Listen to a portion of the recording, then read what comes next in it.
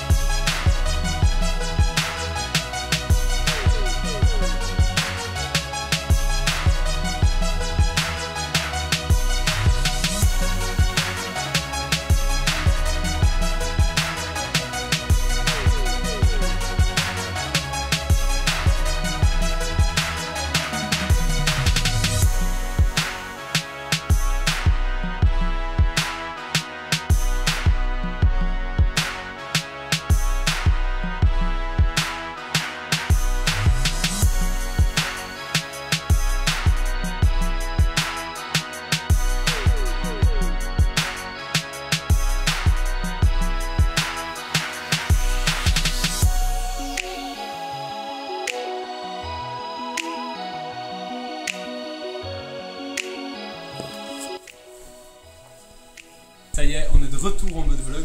Je vais mettre un peu de jaune d'œuf dessus et des graines de sésame pour faire joli. Et mon but, c'est de garder le blanc pour tout à l'heure. Pas de gaspillage. Un peu moins de vaisselle. Qu'est-ce que c'est que ça? C'est des graines de sésame. On va les cuire 25 minutes à 180 degrés. C'est une pré-cuisson. C'est reparti pour les burgers qui ne déconnent pas. Donc là, j'ai un mélange de viande. 75% d'œufs, 25% porc, ça va permettre de donner un peu de saveur, le gras du porc. On va premièrement rajouter le reste d'œufs qu'on a utilisé pour vernir les pains. C'est pas du tout obligatoire, c'est juste une manière de pas gaspiller. Là j'ai du persil frais, aussi, hop. Ça j'ai du poivre. Ok, poudre d'ail. Paprika. Doux ou fort? Doux. Tabasco. Mes mains. Mais t'as pas mis de sel? Oui, parce qu'on va laisser la viande reposer un petit peu à température ambiante, à peu près 30-40 minutes. Donc on va mettre le sel après, sinon on risquait de faire perdre de l'eau à la viande, ce qui serait quand même dommage. Et là je compresse entre mes mains comme ça. Et après je viens faire un truc plat. N'hésitez pas à le faire un peu plus large que votre buns parce qu'il va se rétrécir à la cuisson. C'est parti, les pains sont cuits ou pré-cuits, ça dépend de comment on les appelle. Oh, ils sont beaux. Alors pour la sauce au whisky, on part d'abord sur faire revenir une échalote. Une fois que l'échalote elle est bien en train de revenir dans un peu d'huile, on va rajouter une bonne rasade de sucre. On remue un peu pour faire caraméliser. On rajoute du whisky. Ça doit être 4 centilitres. Ça de whisky.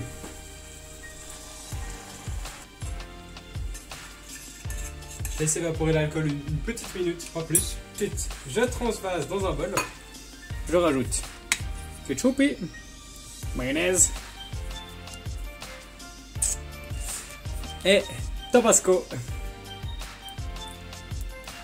Un peu de moutarde, hop, un peu de sel. Et on remet tout ça. Alors finalement, puisque les burgers étaient en diamètre assez petit, on a décidé de faire un Big Mac. Et du coup, on a divisé les viandes par 2, ça en fait 8, donc 2 par Big Mac, évidemment. A tout de suite. Alors, comment est-ce qu'on fait fondre du fromage sur des burgers? On les met pas sur le pain, on les met dans la poêle. On prend un peu d'eau, il y a la plaque qui est à fond, ça va faire de la vapeur. Je mets un peu d'eau et je mets avec un couvercle. Et maintenant, la vapeur va faire fondre le fromage qui va imbiber les burgers de leur gras.